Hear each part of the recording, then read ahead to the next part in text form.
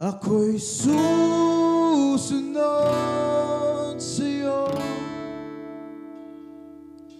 saan man patungo. Ako'y susunod sa'yo, Panginoon ko.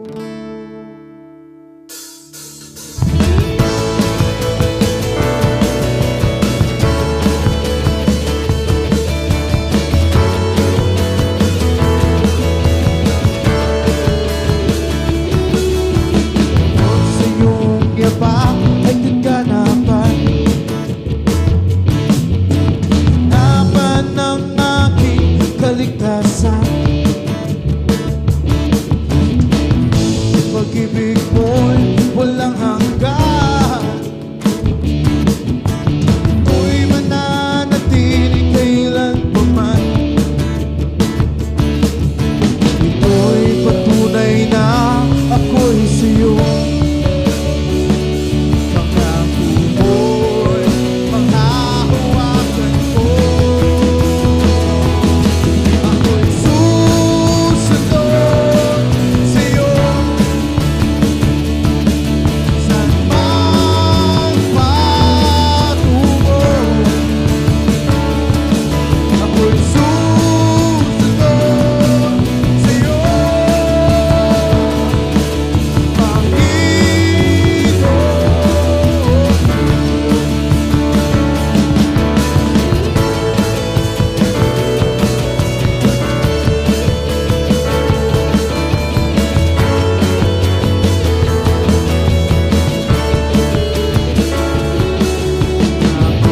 sarili ay kalilimutan.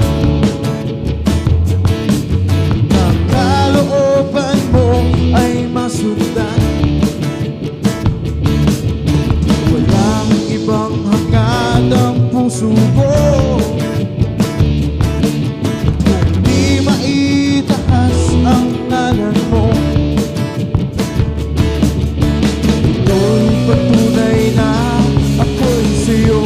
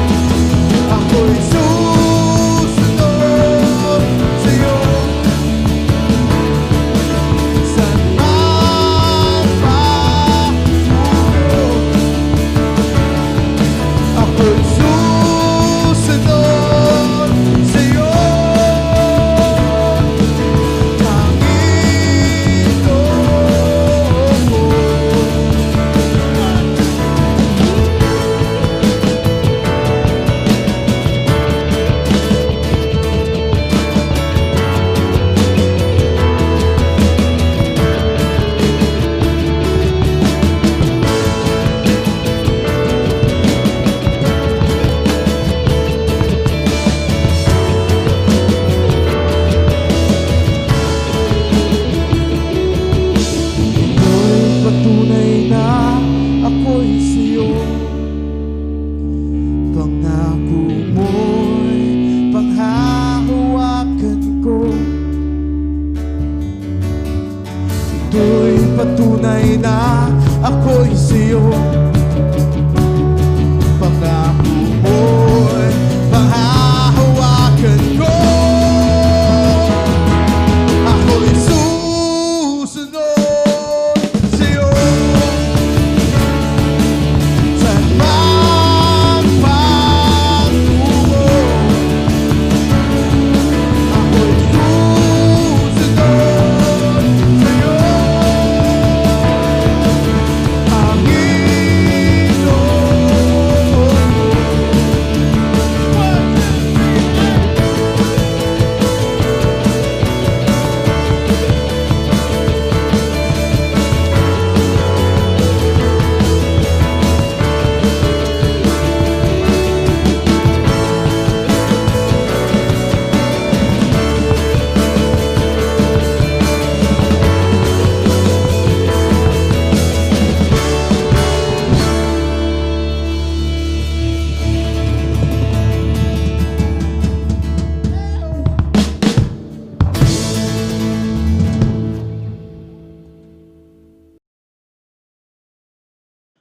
ako'y susunod sa'yo. San man patungo, ako'y susunod sa'yo,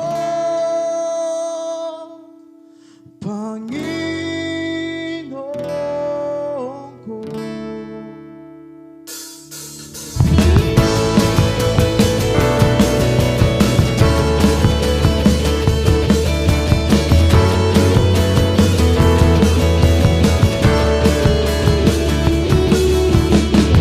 Sa iyong yabang ay kaganapan,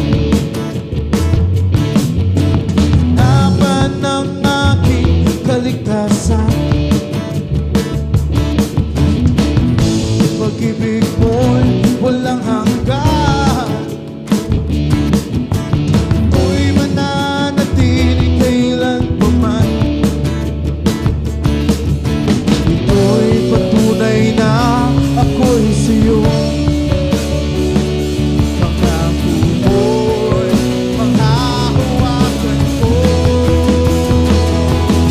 Ako'y susunod sa'yo. San man patungo, ako'y susunod sa'yo,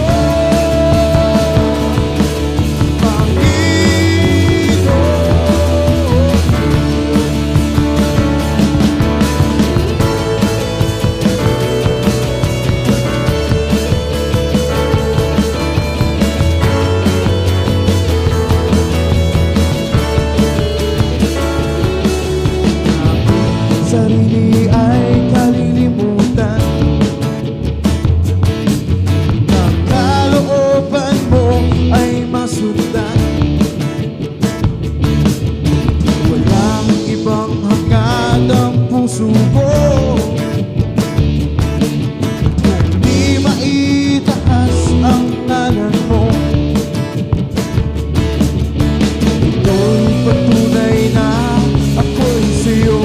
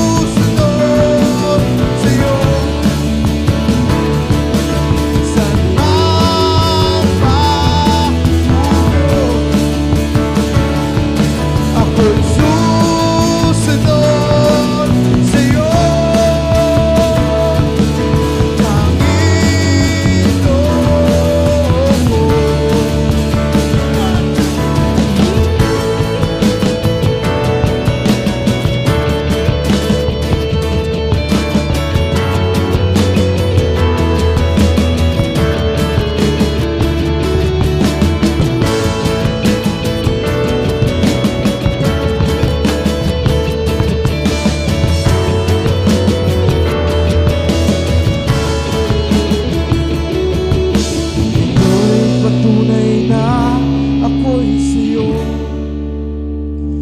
Pangako mo'y panghahawakan ko. Ito'y patunay na ako'y sa'yo.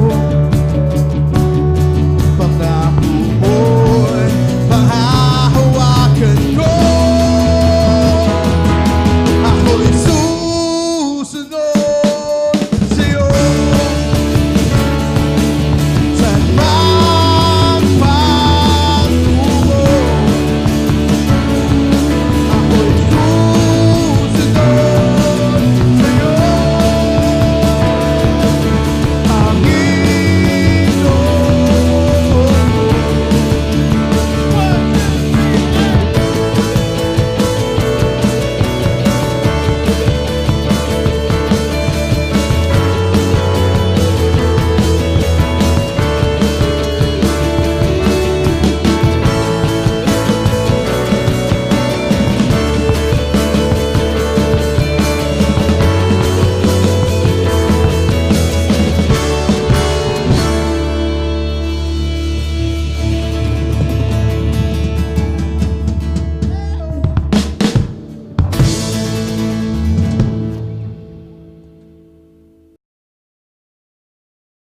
Ako'y susunod sa'yo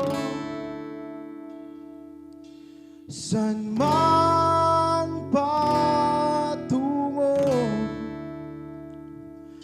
Ako'y susunod sa'yo, Panginoon ko.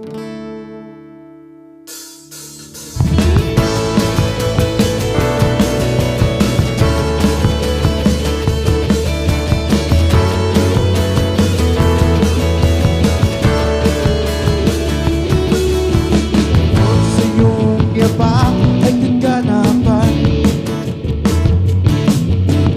hanapan ng aking kaligtasan. Pag-ibig mo'y walang hanggan, ako'y mananatili kailanpaman. Ito'y patunay na ako'y sa'yo. Pangako mo'y manghahawakan ko. Ako'y susunod sa'yo saan man patungo. Ako'y susunod sa'yo,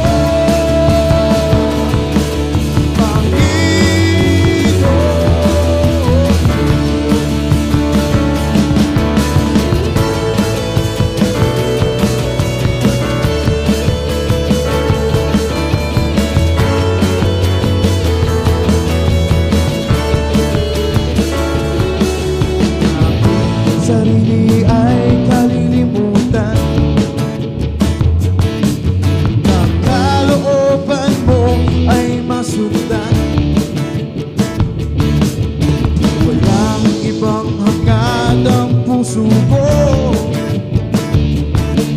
kung di maitaas ang ngalan mo.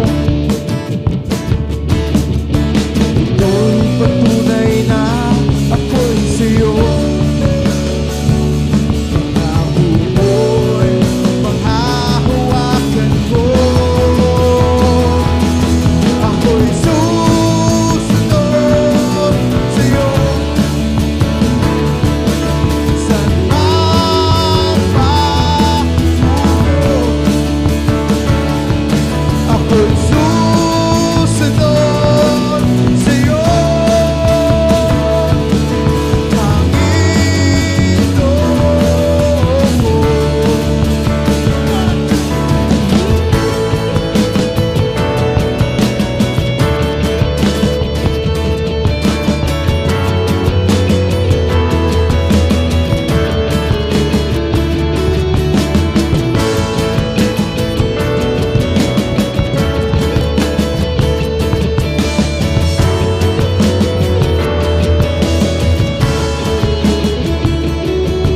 Ito'y patunay na ako'y sa'yo. Pangako mo'y panghahawakan ko. Ito'y patunay na ako'y sa'yo. Pangako mo'y panghahawakan ko. Ako'y susunod sa'yo saan man patungo. Ako'y susunod sa'yo, Panginoon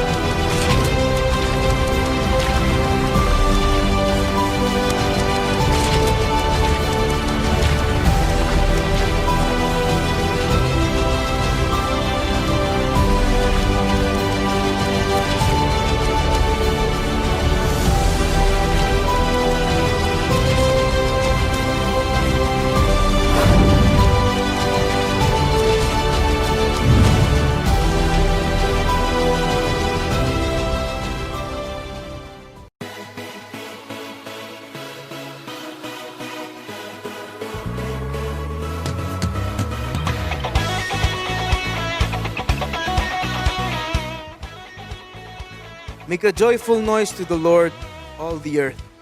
Serve the Lord with gladness. Come into His presence with singing. Magandang umaga po.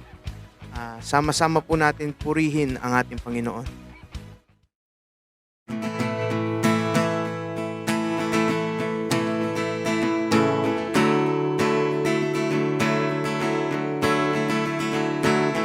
Who breaks the power of sin and darkness, whose love is mighty and so much stronger, the King of glory, the King above all kings.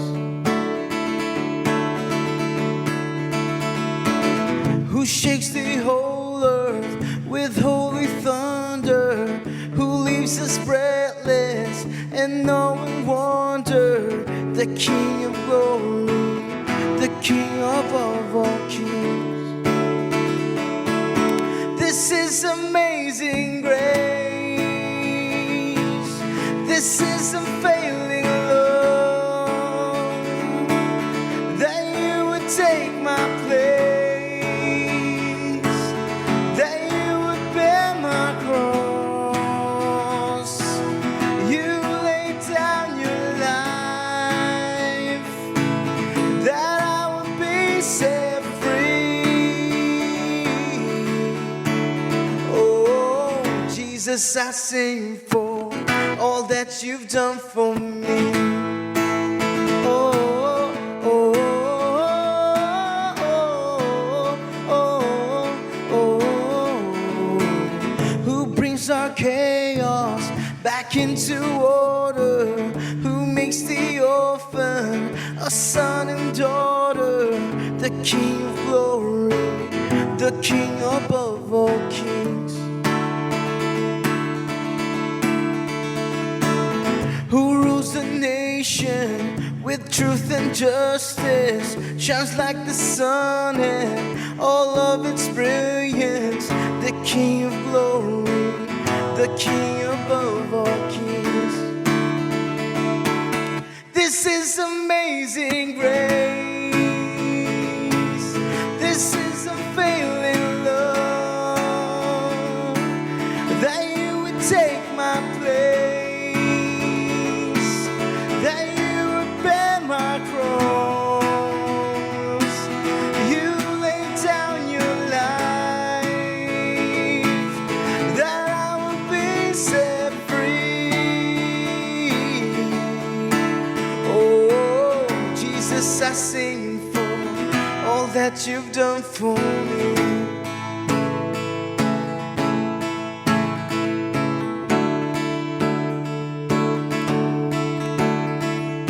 Worthy is the Lamb who was slain. Worthy is the King who conquered the grave. Worthy is the Lamb who was slain. Worthy is the King who conquered the grave. Worthy is the Lamb who was slain. Worthy is the King who conquered the grave. Worthy is the Lamb who was slain. Worthy, worthy, worthy. This is amazing grace. This is unfailing love, that you would take my place, that you would bear my cross. You laid down your life, that I would be set free. Oh, Jesus, I sing for all that you've done for me. Oh, oh, oh, oh, oh,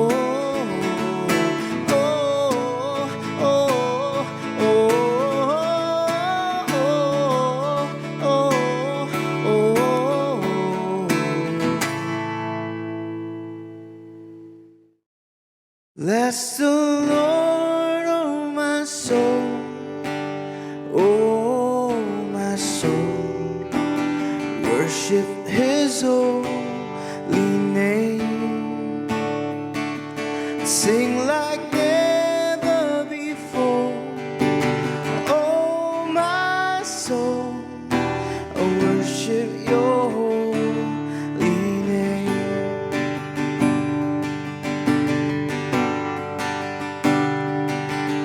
The sun comes up, it's a new day dawning.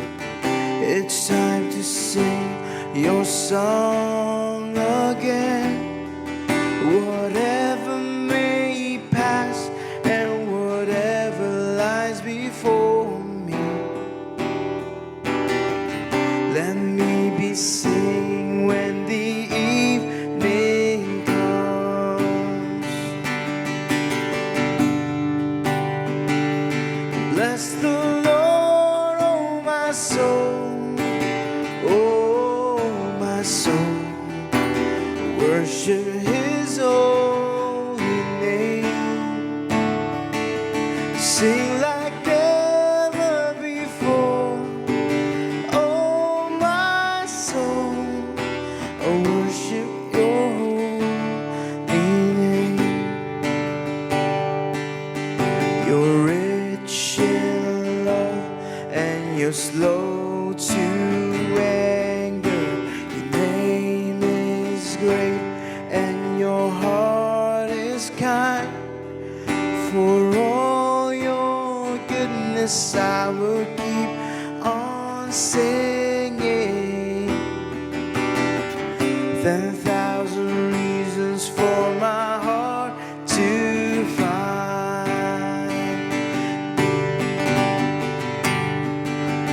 Bless the Lord, oh my soul, oh my soul, worship His holy name. Sing like never before. Oh my soul, I worship your holy name. Bless the Lord, oh my soul, oh my soul, worship His holy name. Sing like never before. Oh my soul, I worship your holy name.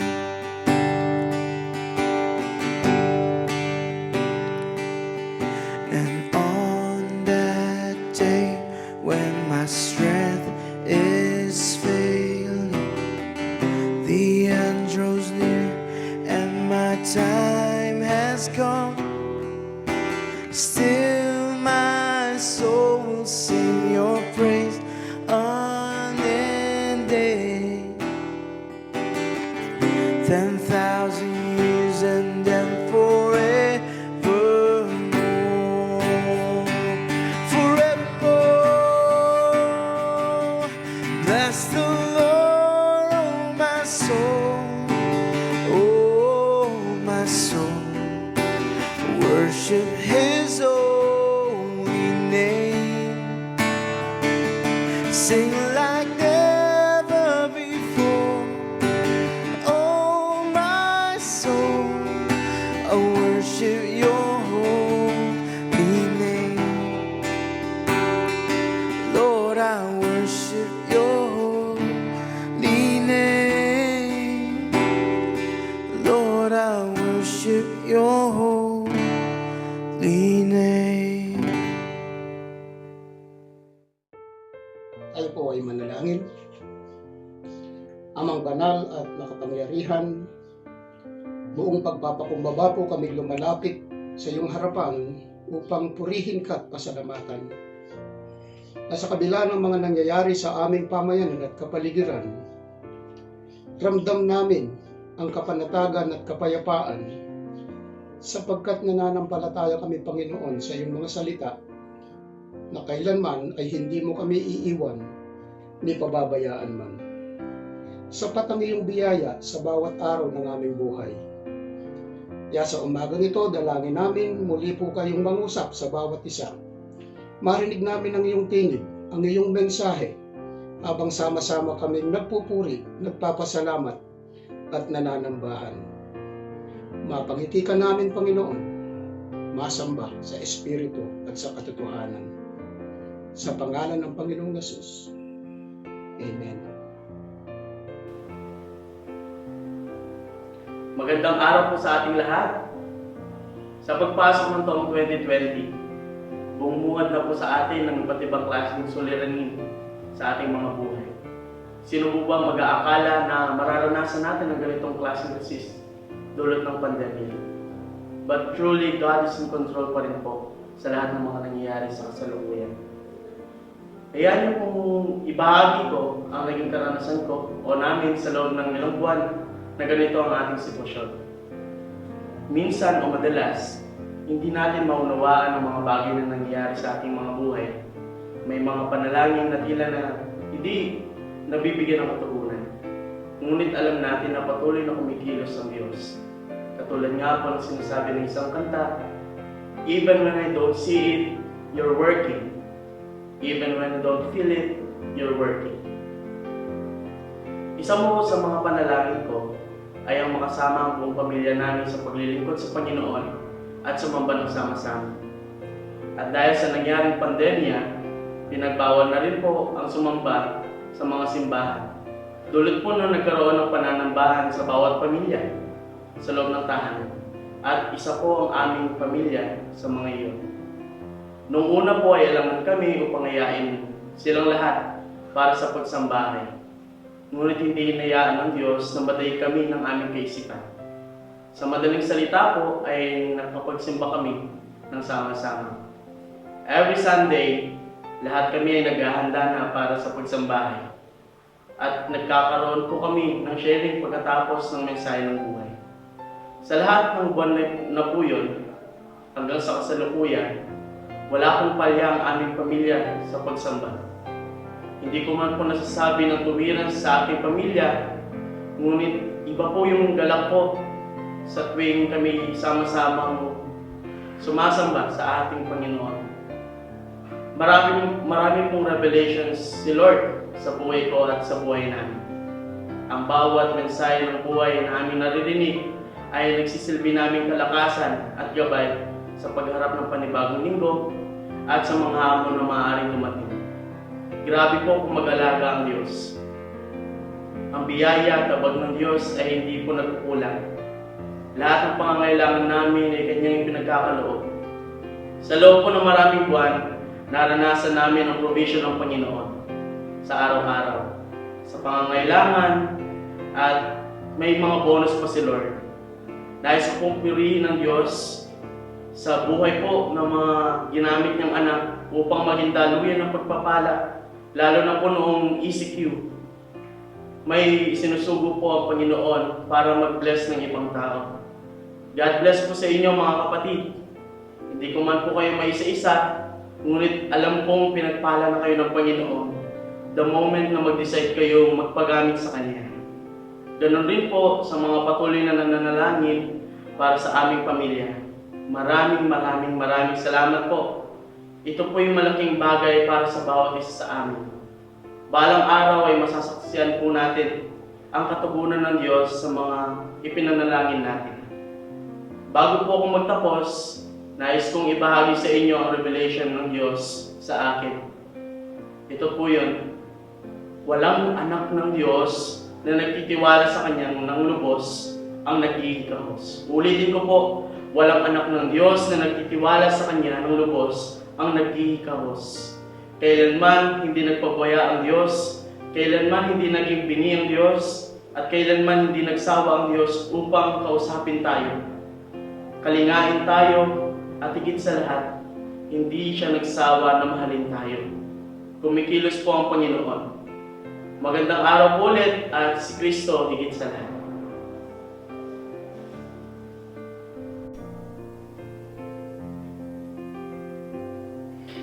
Tayo pong lahat ay tumayo, mga kapatid, at atin pong basahin ang banal na kasulatan na siyang pagbabatayan ng salita ng buhay ngayong araw na ito. Ito'y sa Ebanghelyo ayon kay Mateo, Kabanatang 14, talatang 22 hanggang 29. At ganito po ang sinasabi. Agad pinasakay ni Jesus sa bangka ang kanyang mga alagad at pinauna sa kabilang ibayo, samantalang pinauuwi niya ang mga tao. Pagkaalis ng mga ito, umahon siya sa burol upang manalangin. Nag-iisa siyang inabot doon ng gabi. Samantala, nasa laot na noon ang bangka at sinasalpok ng mga alon sapagkat pasalungat sa hangin. At nang madaling araw na'y sumunod sa kanila si Jesus na naglalakad sa ibabaw ng tubig. Kinilabutan sa takot ang mga alagad nang makita nilang may lumalakad sa ibabaw ng tubig. Multo, sigaw nila. Ngunit agad siyang nagsalita at sinabi sa kanila, "Huwag kayong matakot, si Jesus ito." At nagsalita si Pedro, "Panginoon, kung talagang kayo iyan, papariyanin ninyo ako sa ibabaw ng tubig." Sumagot siya, "Halika." Kaya't lumunsad si Pedro sa bangka at lumakad sa ibabaw ng tubig palapit kay Jesus. Ito ang salita ng buhay para sa mga anak ng Diyos.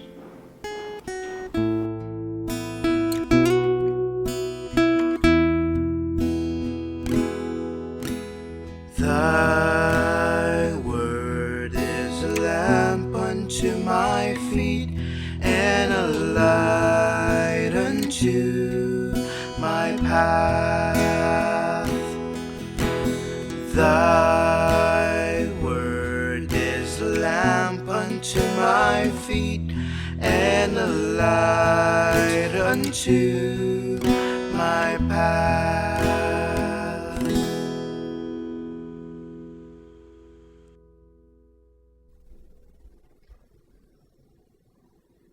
Nanong imburi mo, ano ang gusto mo, kapatid? Alam nyo, marami po tayong gusto ngayon, lalo na ngayong nasa panahon tayo ng pandemya. Sigurado, ang unang gusto natin ay ang mawala na ang COVID-19 and back to normal na. Para ano? Siyempre, para makasamba na tayo lahat sa Shekinah UMC. Amen? Amen. Sabi naman ng mga minamahal nating mga senior citizens, yung ibang kabataan at mga bata, gusto namin makalabas na para naman makapag-mall na kami. 5 buwan naman na kaming nasa bahay na. Oo nga po, no? Katagal na. Naka 5 months na tayo. At yung iba naman, mga kapatid, ang gusto'y makagala sa medyo malayo-layong lugar, katulad ng Baguio, ng Tagaytay, para naman kahit pa paano mabago yung ating ambience. No po, pero sana wala mo na may gusto ng pumunta ng Lebanon. No, alam natin kung ano po yung nangyari doon. Kumusta na kayo, mga kapatid? Kapatid, tulad natin, si Pedro ay may kahilingan sa Diyos. Lord, I want that. Lord, gusto ko yan. Ang gusto ni Pedro ay naibigay sa kanya. Binigay ni Jesus. Hindi po ba, mga kapatid, ganyan din ang gusto natin? Ang ibigay ni Jesus ang mga kahilingan natin. Amen po ba? Amen. Praise God. Bagamat ang kahilingan ni Pedro kay Jesus, mga kapatid, ay parang isang challenge. Sapagkat sinabi ito ni Pedro upang mapatunayan lamang ni Pedro na si Jesus nga ang naglalakad sa ibabaw ng tubig. Subalit sa aking palagay, mga kapatid, gusto rin ni Pedro na maranasan niya yung nakita niyang ginagawa ni Jesus.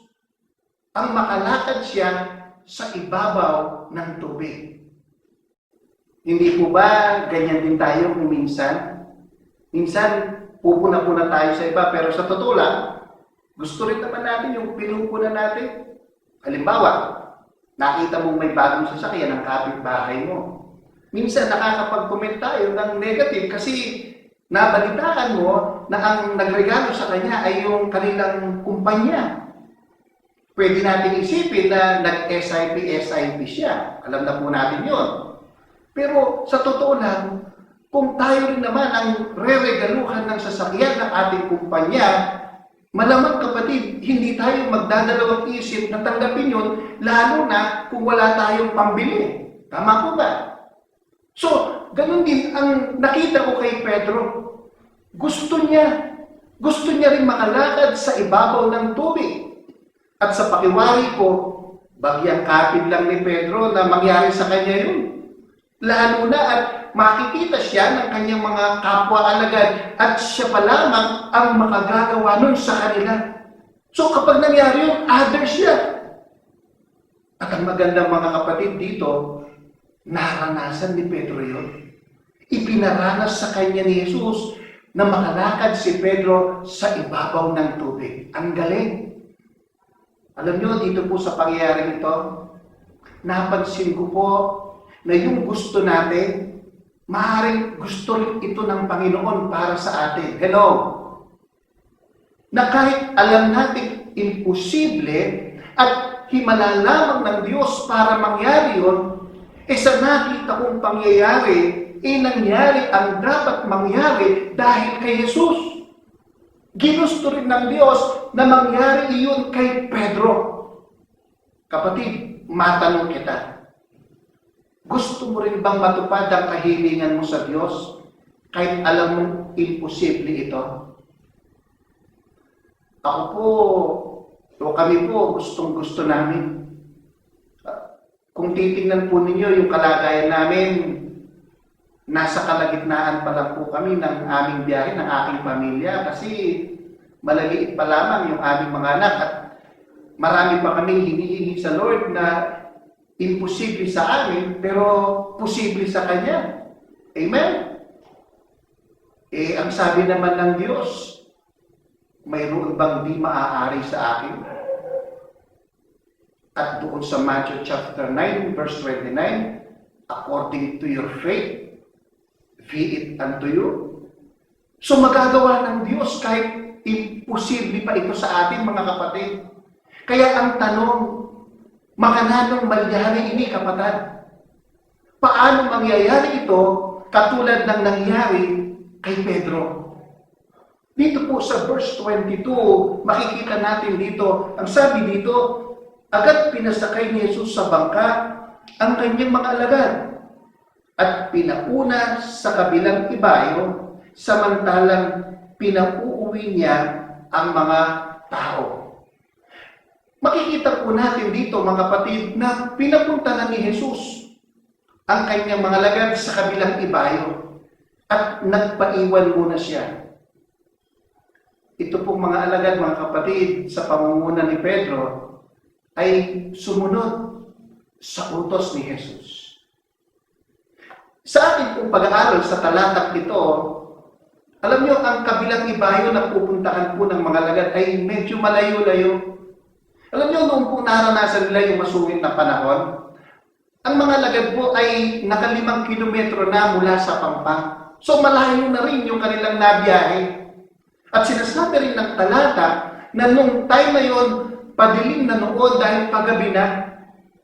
At hindi lang yun, maalon pa man din po yung dagat.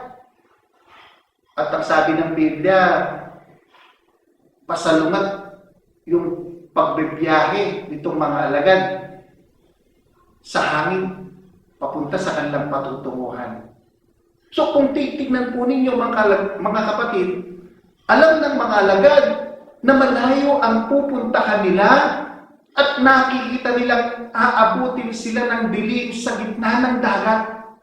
At alam din nila na maalon kapag ganitong paggabi na. Subalit, ang nakamamangha dito ay yung sumunod pa rin sila sa utos ni Jesus. Hindi sila nakiusap na, Jesus, pwede po bang ipagpabukas na lang natin ang lakad natin? Baka po mas okay pa yung panahon bukas at makikita rin natin ng maliwanag ang ating pupuntahan. Pwede naman po, di ba mga kapatid? Alam niyo, sa Biblia po, at sa karanasan ko, siguro maaaring kayo rin mga kapatid, Alam niyo, napansin ko po na walang sino man sa atin ang sumusunod sa Panginoon ang hindi dumadaan ng paghihirap. Tama po ba ako, mga kapatid? Amen. Amen. Sa Biblia, mga kapatid, wala kang mababasa dito na sumunod siya sa Diyos na wala siyang pinagdaan ng hirap. Wala po. Wala pong ganun. Lahat ng sumunod sa Diyos may pinagdaan ng paghihirap o sakripisyo.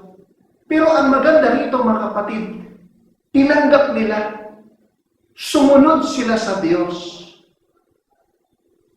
Alam niyo, ang Biblia po, hindi niya itinatago yung mga paghihirap na pwede nating daanan sa pagsunod kay Jesus.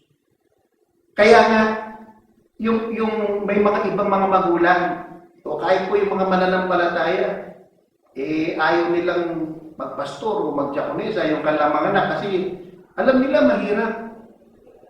Pero alam niyo, mga kapatid, sa totoo lang, tandaan po natin ito, workers ka man o hindi, basta sumunod ka kay Jesus, may kaakibat na sakripisyo.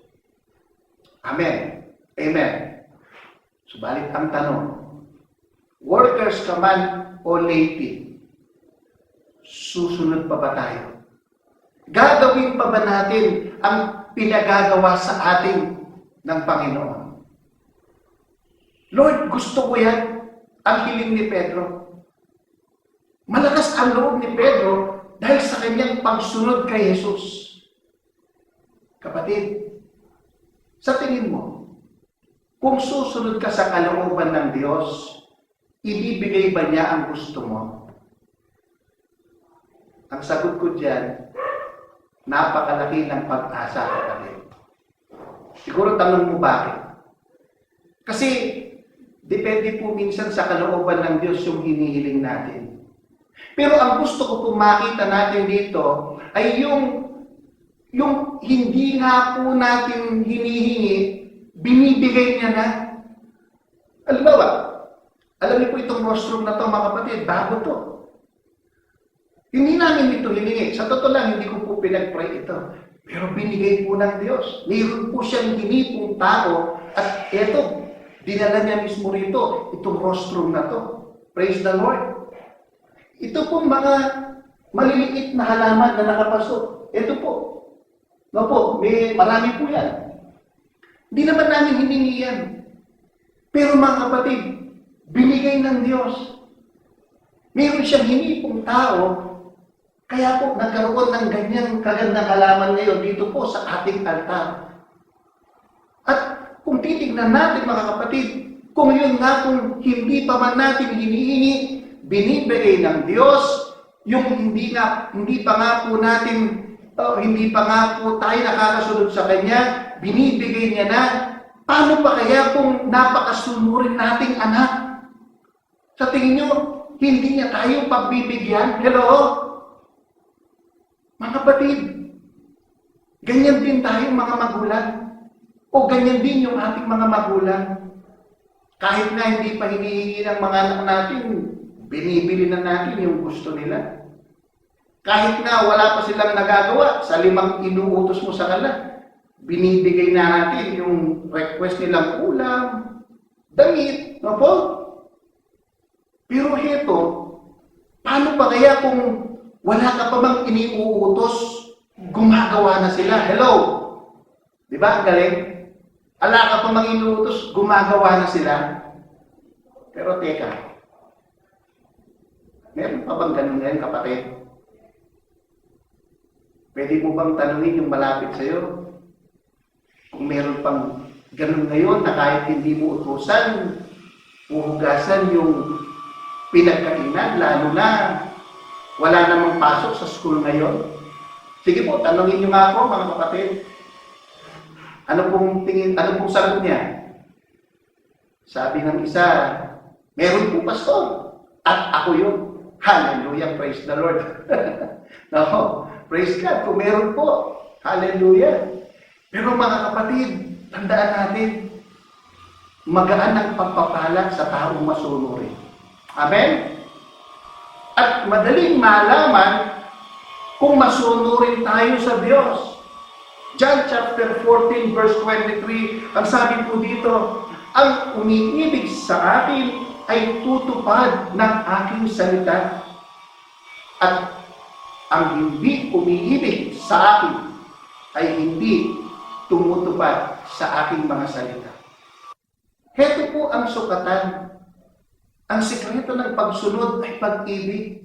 Kaya kapag nariyan na po yan, hindi na po pinag-uusapan ang pagsunod sa Diyos at maging ang pagsunod sa ating mga magulang. Amen? Kasi mayroon ng pag-ibig.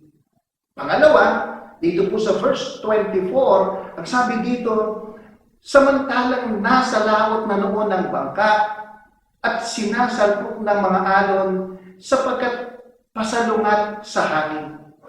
Bagamat alam ng mga lagad na medyo hindi maganda ang kanilang paglalakbay, subalit nagpatuloy sila at ganun nga po ang nangyari.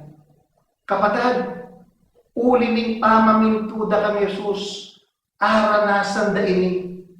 Dahil sumunod sila kay Jesus, naranasan nila ito. Mahirap. Subalit, nanatili sina Pedro sa biyahe. Ito po yung isa kong nakitang magandang ginawa ni Pedro. He stayed with Jesus. Pansinin po natin sa ganoong sitwasyon. Pwede naman silang bumalik na lang. Total, di naman nila kasama si Jesus sa bangka. Pwede din naman magdahilan sila at legit naman yung kanilang dahilan. Pero pansinin natin, mas pinili nila ang manatili sa paglalakbay. Church, sa ganitong kalagayan, alin ang mas madaling gawin? Ang huminto o magpatuloy? Ang bumalik sa dati o umabante kahit anong mangyari? Sa Biblia po, pareho natin makikita ang ganyang pagpapasya. Isa dito yung mga Israelita. Alam nyo, noon pong nahirapan ang mga Israelita sa ilang sa wilderness, dumaing sila. Doon po sa Exodus chapter 16 verses 2 to 3, ang sabi dito, ang mga Israelita ay nagreklamo kina Moses at Aaron. Sinabi nila, mabuti pa sana pinatay na kami ni Yahweh sa Ehipto. Doon, nakakakain kami ng karne at tinapay hanggang gusto namin. Dito naman sa ilang, na pinagdalahan ninyo sa amin, mamamatay kami sa gutom. Samantalang, ang mga nanatili naman sa pananalig sa Diyos, ay ganito ang nangyari sa isa sa kanila. Hebrews chapter 11 verse 11. Dahil sa pananalig sa Diyos, si Sarah, bagamat matanda na ay niloob ng Diyos na magkaanak sapagat nanalig siya na tapat ang nangako. Mga kapatid, malaki ang tendency na huminto na lang o tumigil na siyang ginagawa ng karamihan. Pero isipin mo na lang, nasa kalagitnaan ka na, ngayon ka pa ba hihinto? Gumugol ka na ng mahabang panahon, lakas at salapi, ngayon ka pa ba aayaw? Hindi ba't sayang yung nasimulan mo na? Alam niyo, kamakailan lang po may nakausap akong isang teacher. Sabi ng teacher na to, meron daw siyang nakausap na kanyang estudyante, na ang sabi daw po ng itong estudyante na to, Chair, hindi muna ako papasok ngayong school year 2020-2021 dahil sa pandemya. Kahit virtual ang pag-aaral, hindi muna po ako papasok at pumayag naman yung aking mga magulang. Alam niyo po mga kapatid, hinayang na hinayang itong guro na to. Sapagkat ang sabi nitong guro, Pastor, ilang taon na lang at gagraduate na itong batang ito sa high school. Tapos heto siya at stop muna. Sayang di po ba? Tama kapatid, nasa kalagitnaan na, ihinto ka pa ba?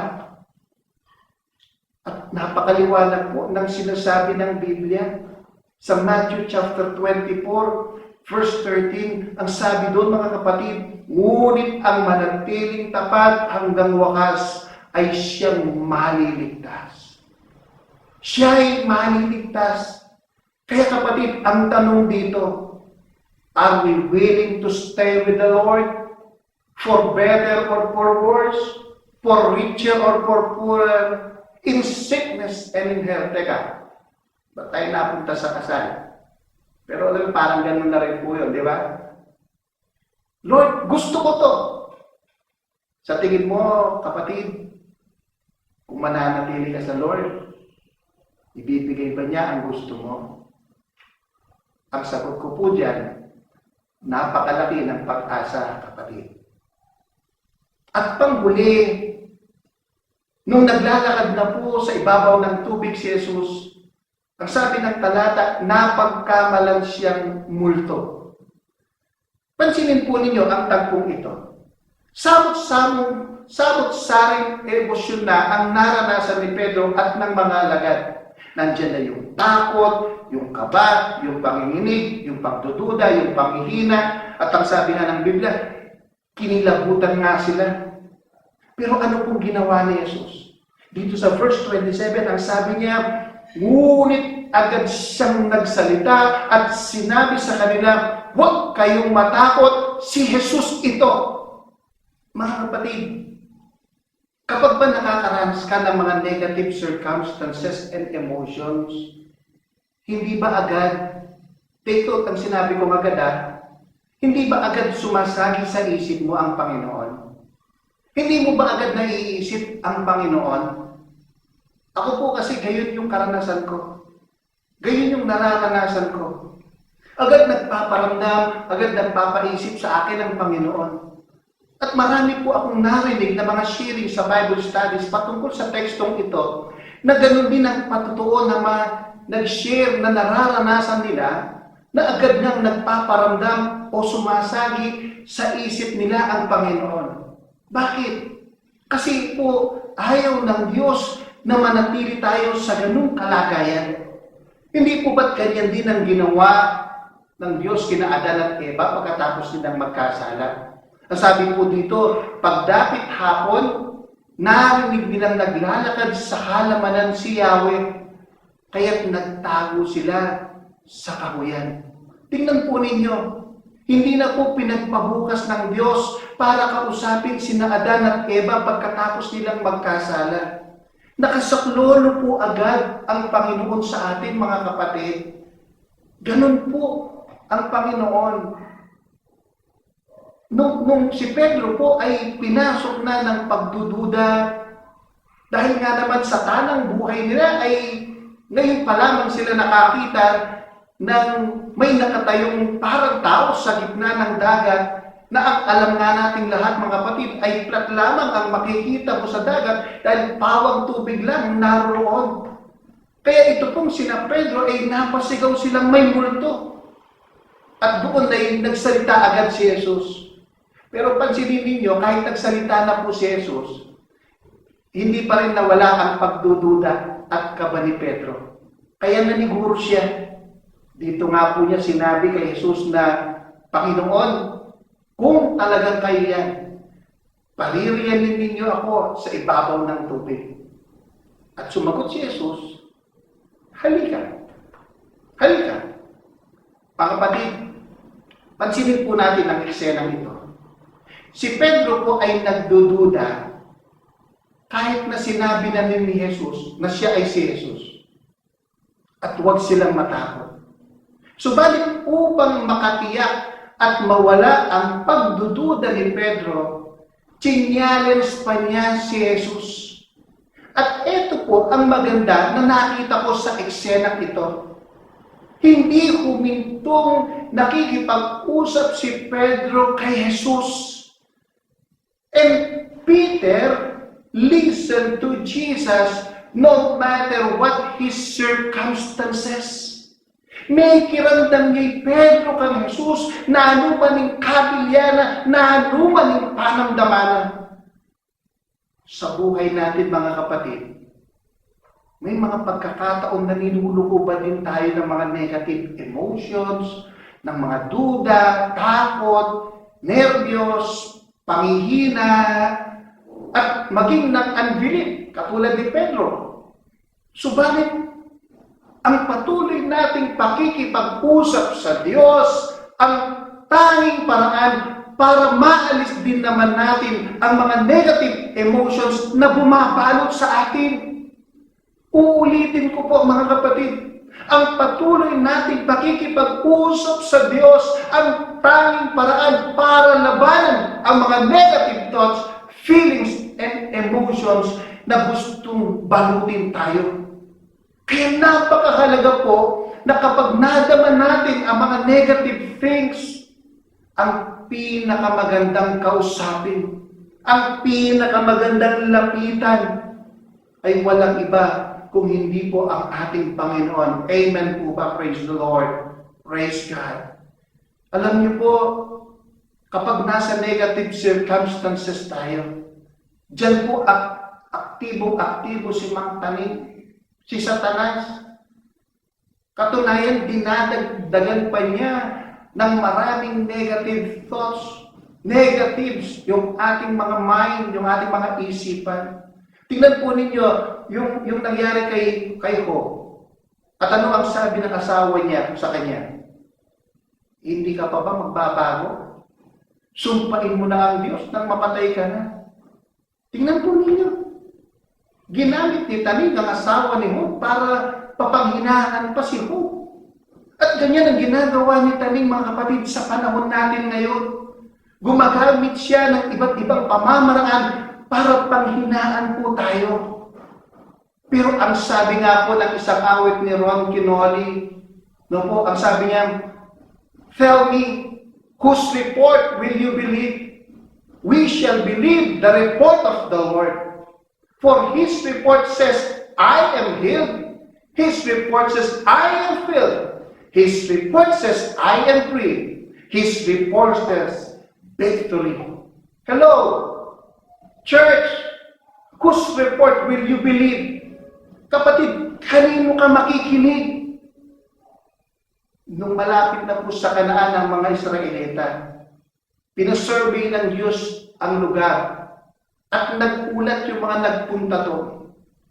Subalit ang nakakalungkot, higit na pinaniwalaan ng marami yung mga negatibong ulat. Kaya ang sabi nila, mabuti pang namatay na tayo sa Ehipto o kaysa patayin ng ating mga kaaway sa lupaing pagdadalhan natin sa ating ni Yahweh at bihagi ng ating mga asawa at anak. Mabuti pa yung bumalik na tayo sa Ehipto. Church, whose report will you believe? Kaya ano po sabi ng Diyos doon sa mga taong nanatiling doon sa kanilang mga negative thoughts? Ang sabi po ng Panginoon, buhay akong si Yahweh.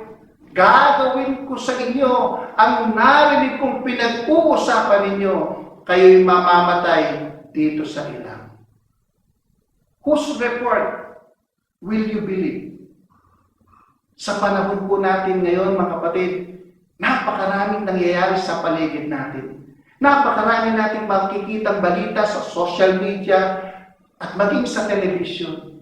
Pero gusto ko pong i-remind kayo, mga kapatid, hindi lang po sa social media. Sa TV ang may report. May report din po ang banal na kasulatan at matagal na po itong nasa atin. Kaya ang tanong, whose report will you believe? Whose report will you believe? Mga kapatid, may gusto tayo. Lord, gusto ko yun. Sa tingin mo, kapatid, kung mananatili tayong nakikinig sa Lord, kahit nasa ganito tayong kalagayan, nasa gitna ng pandemya, hindi kaya niya ibibigay kung ano yung hihilingin natin, lalo na kung ito'y makabubuti sa atin at sa lahat na siya namang kalooban niya? Ang sagot ko po dyan, ibibigay po niya, kapatid. Ibibigay niya. Hello? Ang sabi ng Jeremiah chapter 33 verse 3, King James Version, "Call to me and I will answer you and show you great and mighty things which you do not know. Under the Good News Translation, ang sabi naman dito, call to me and I will answer you. I will tell you wonderful and marvelous things that you know nothing about. Wow!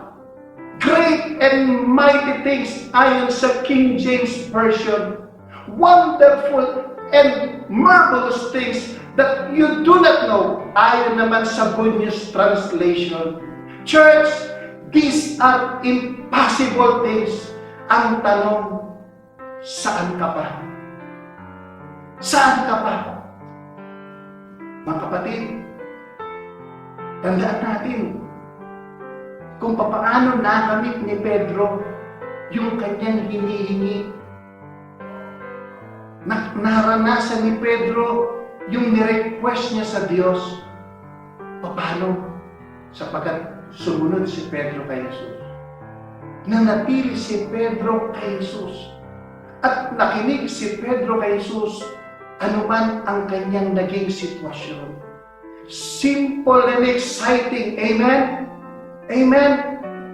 At naniniwala ako, gagabayan pa tayo ng banal na Espiritu para yung desire ng puso natin, mga kapatid, ay i-honor pa ng Lord para yung gusto natin, yung kahilingan natin, ibibigay ng Panginoon. Ang sabi po dito sa Psalm 37 verse 4, at dito na ako magtatapos, delight yourself in the Lord, and He will give you the desires of your heart. In the name of the Father, and of the Son, and of the Holy Spirit. Amen. Amen.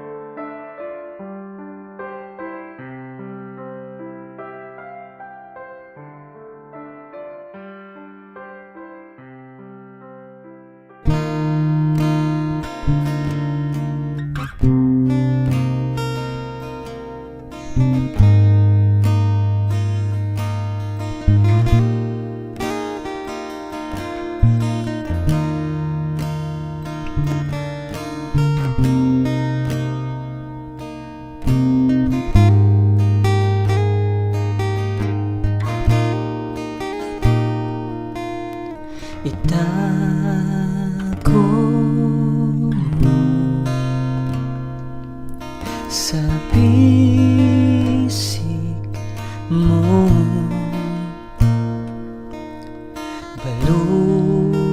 balutin ng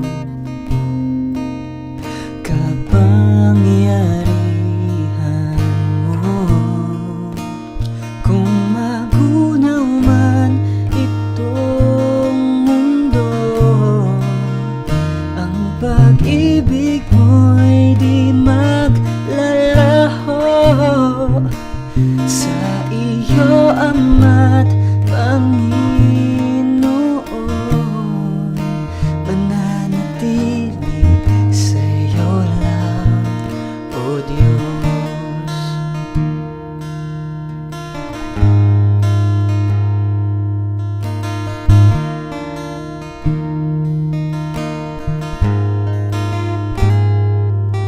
Sa'yo lamang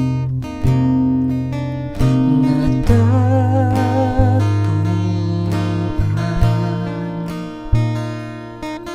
ang pag-ibig na di nagmamaliw. Kung magunaw man itong mundo, ang pag-ibig mo'y di maglalaho. Sa iyo, Ama't Panginoon, mananatili sa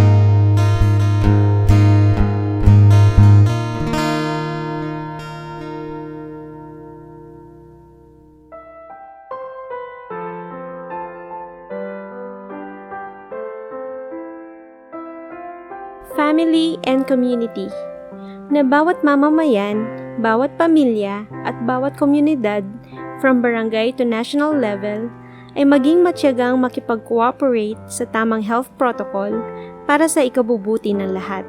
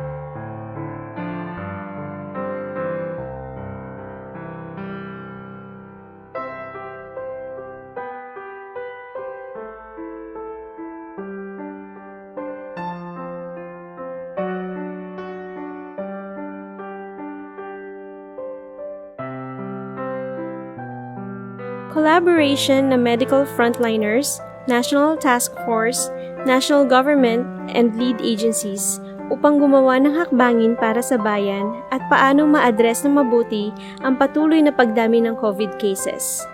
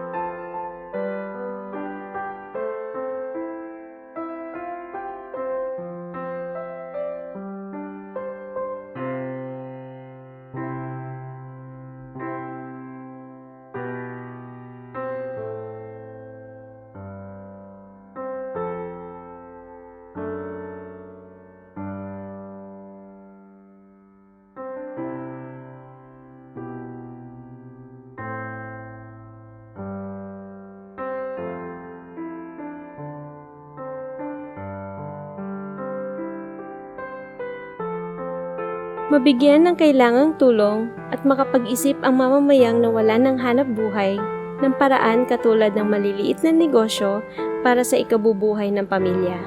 Isama na natin ang mga OFWs na walang trabaho pagbalik sa ating bansa.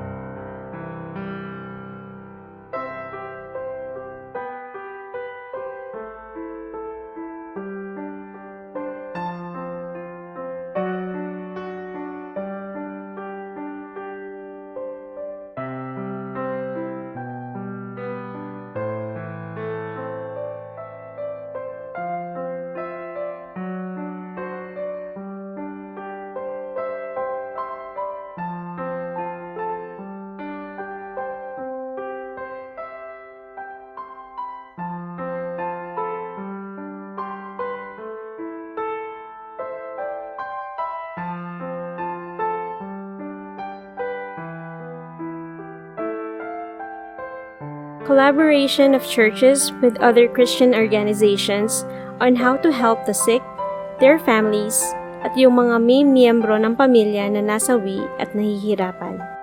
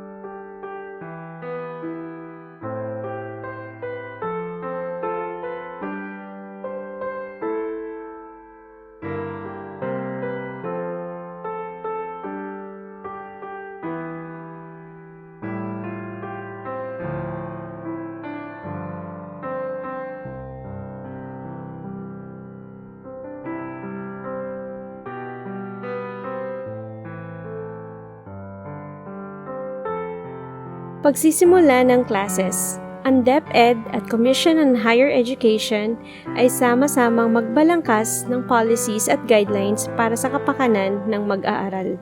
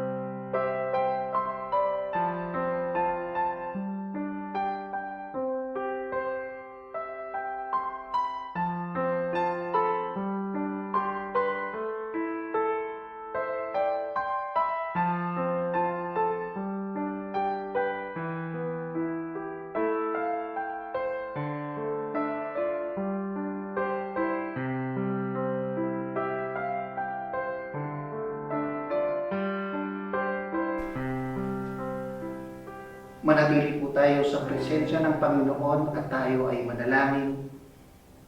Panginoon naming makapangyarihan sa lahat, lumalang ng langit at ng lupa.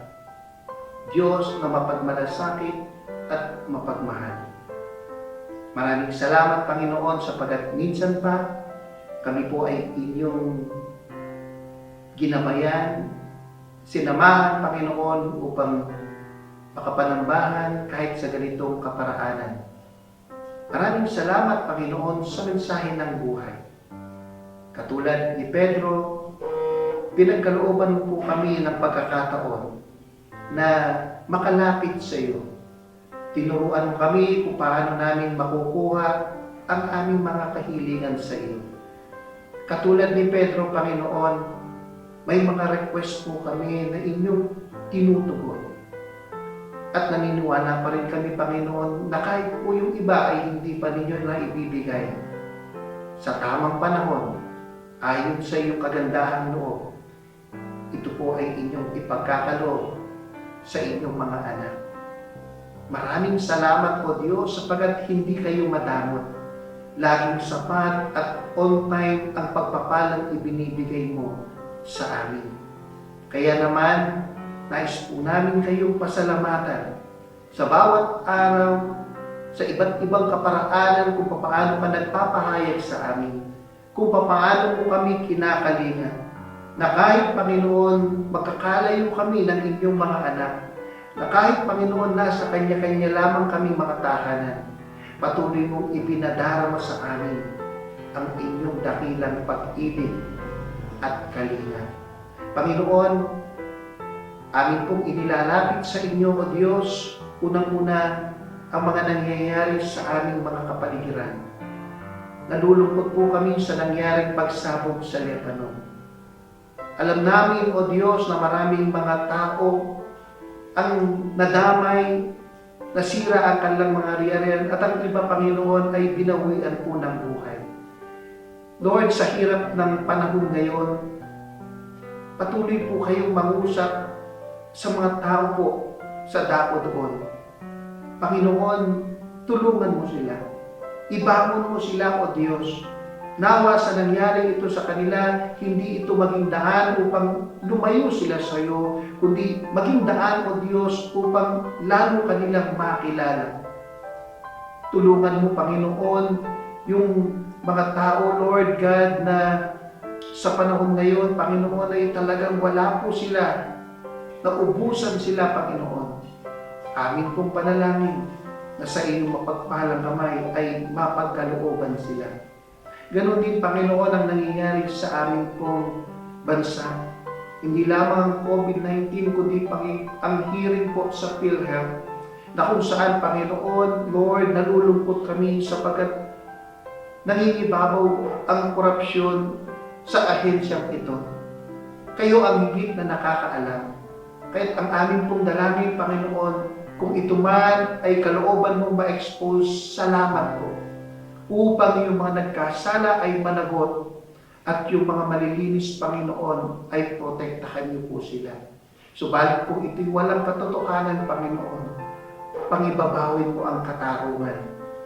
Dalangin namin, Panginoon, na ang bawat ahensya ng aming gobyerno sa pamumuno ng aming pong Pangulo, makapamuno po sila ng maayos, malinis, at may takot sa inyo. Panginoon, dalangin din namin ang mga kapatid namin na nanghihina dahil sa mga ganitong sitwasyon. Lalong-lalo na muli pong nagkaroon ng lockdown sa iba't ibang lugar, lalong-lalo na sa dako po ng Maynila. Lord, patuloy mo kaming kahabagan. Patuloy po kaming nananangan sa inyo. Na naniniwala kami, Lord, walang bagay na hindi niyo po mapangyayari, sapagkat ang lahat ng bagay ay posible sa inyo. Dinadalangin din namin ang nalalapit ng panganganak ng kapatid na Crisette. Dalangin namin ang kalakasan, kalusugan, at gabay po ninyo, lalong-lalo na yung bata na nasa kanyang sinapupunan. Balutan mo po siya, Panginoon, sa araw-araw ng inyo pong kabanalan at ng inyo pong proteksyon. Dalangin namin, Lord, na yung batang nasa kanyang sinapupunan, siya po'y lumabas na malusog, malakas, Panginoon, at normal, upang sa gayon, Panginoon, malubos ang kagalakan ng kanilang pamilya, ng kapatid na Orjan, O Lord God, at ng kapatid na Reset, kasama ng kanilang anak na si Zoe. Panginoon, maraming salamat po sa mga kapatid, sa mga ginawa po ninyo sa aming buhay, sa mga kapatid naming nagdiwang ng kanilang kaarawan sa nagdaang linggo. Salamat, Panginoon. At maging sa mga magdiriwang ng kanilang kaarawan sa linggo ito, amin po silang itinataas sa inyo upang sila inyong pagpalain, gabayan at ingatan, at maging ang magdiriwang ng kanilang anibersaryo ng kasal, ang kapatid na Fernand at Tess Francisco. Lord, patuloy mong pagyamanin at palabungin ang kanilang pag-iibigan sa isa't isa upang ang kanilang itinayong tahanan ay manatiling matatag hanggang wakas. Maraming salamat, Panginoon. Ito po ang aming hiling at dalangin sa pangalan ng iyong anak na si Jesus. Amen at Amen. Tayo kung lahat ay tumayo at ating tanggapin ngayon ang pagpapala. Ang biyaya at kapangyarihan ng ating Amang nasa langit, ang pag-ibig at pagliligtas ng ating Panginoong Jesucristo, ang kapayapaan, kaaliwan at pakikipisan ng Banal na Espiritu, siyang sumaating lahat, mula ngayon at magpakailanman. Amen. Amen.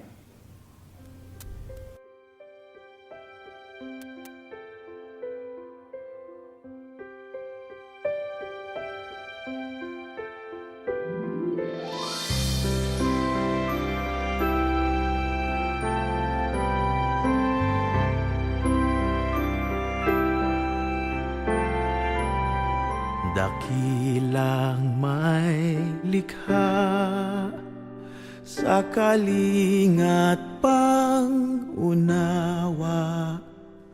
mangyari ang iyong diwa sa langit at sa lupa. Bigyan mo ng sapat ang lahat sa araw-araw, turo ang magparaya, gaya ng iyong gawa. Iadyan niyo kami sa pagmamataas upang maiwaksi ang lupit at dahas,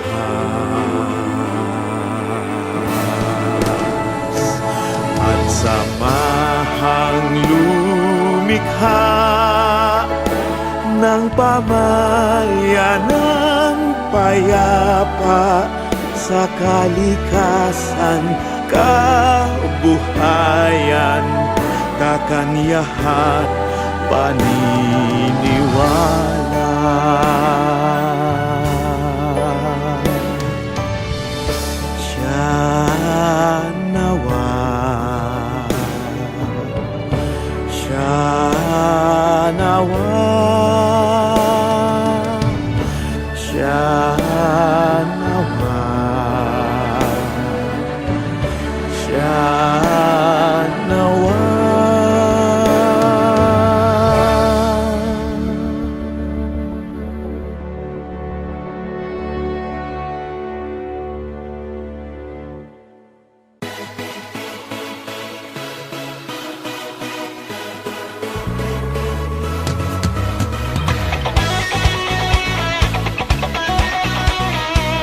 Maligayang kaarawan po sa ating mga minamahal na kapatid. August 8, Kuya Andrew Cruz and Ate Claudette Ponzalan. August 11, Gabe Raven, Paul Chongson. August 14, Sharon Sason. August 15, Ate Regine Pajeta. August 17, Lolo Pablo Atienza. August 20, Tita Evelyn Atienza, Relma Basco, and Kailin Ayesha Delignon. At sa August 29 po, si Ate Janiel Bognot. Happy 18th wedding anniversary po sa darating na August 10 kina Tito Fernan at Tita Tess Francisco.